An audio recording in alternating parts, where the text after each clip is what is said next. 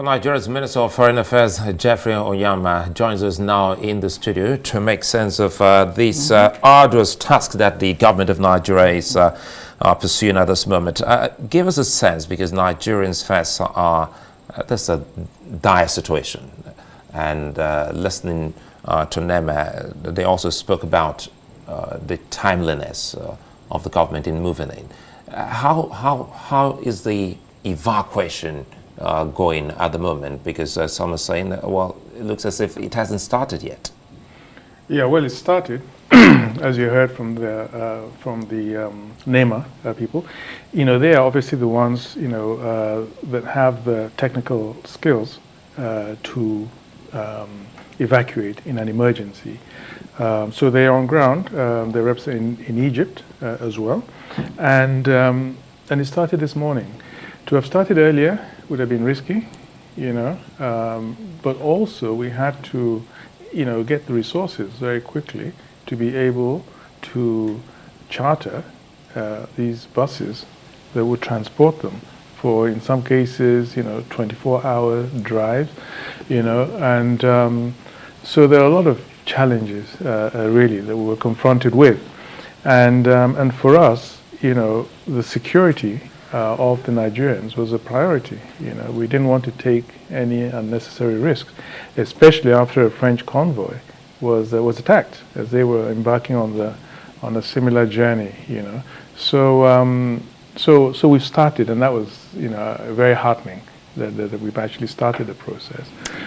Right, I mean, very heartening indeed. And one wonders, you know, as to the safety of the evacuees. We do understand the precarious situation and the volatility in Sudan. How are you guaranteeing their safety? And even before that, of course, I'd like you to answer that.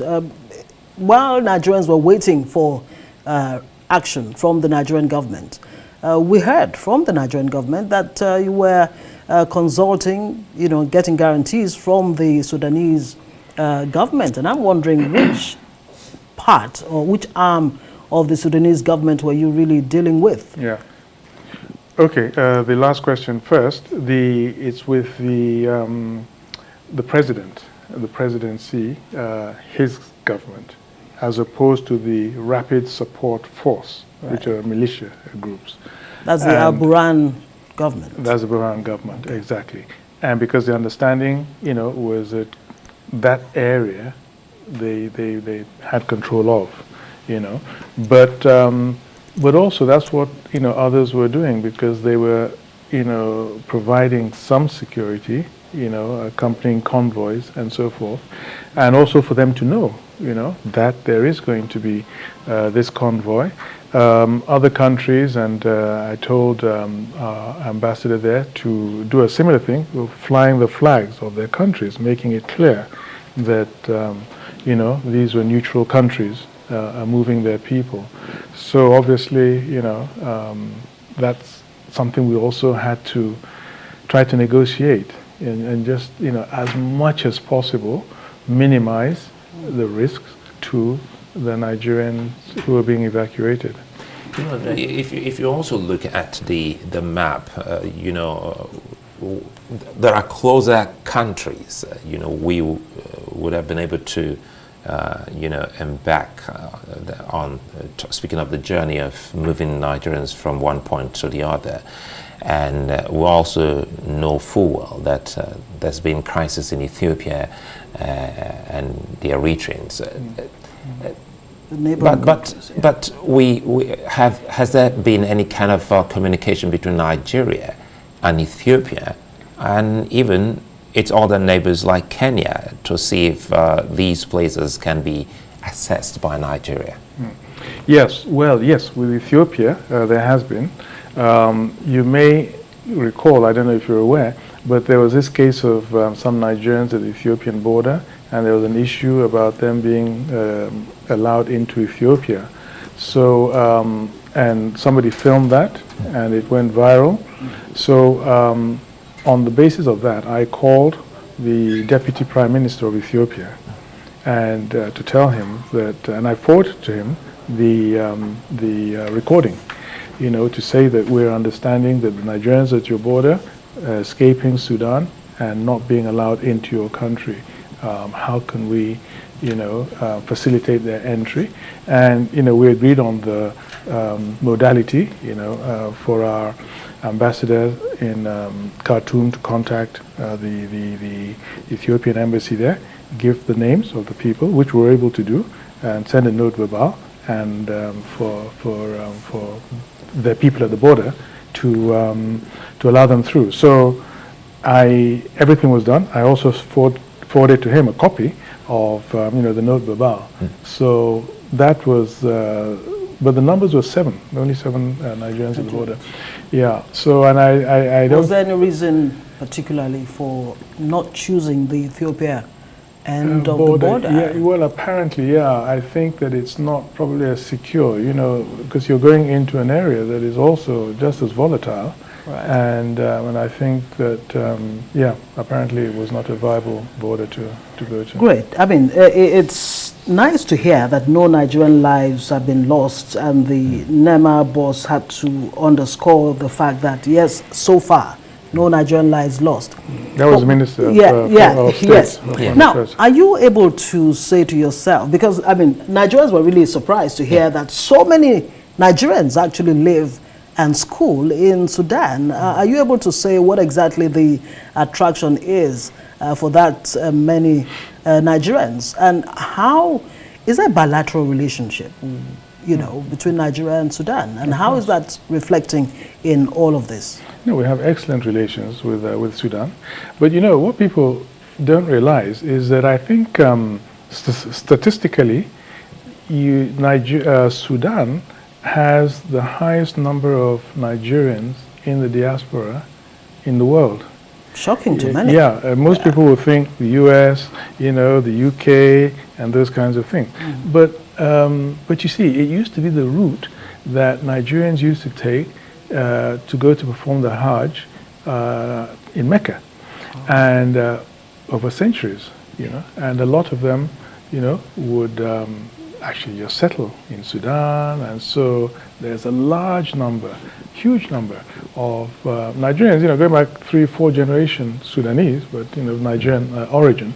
And then also Sudan actually has a good reputation for education and schools. They have that tradition of high standards, and also in Islamic studies and those kinds of things as well. Right. So that I think also. Very interesting. Yeah. Let me quote you on the figures you mentioned in that report, what it's costing Nigeria to evacuate these, beloved Nigerians. $1.2 million. Exactly who did you pay this amounts to? Because I know that Air Peace, for example, is offering its services free of charge. Yeah, I think it's taken out of context, okay. And of course, social media will run with it.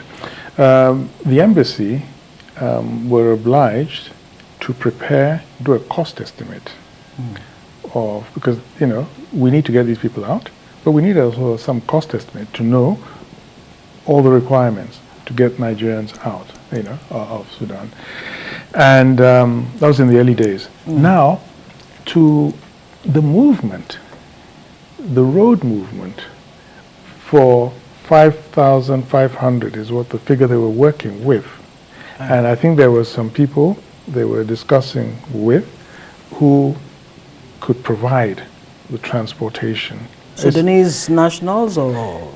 I believe in Nigerian actually, some Nigerian business people based in Sudan, okay. And that they were negotiating with to transport this number of people that distance under those security challenges, and what they quoted for that journey for that many people for about 40 or so buses was $1.2 million. So it's not about transporting them from Egypt out.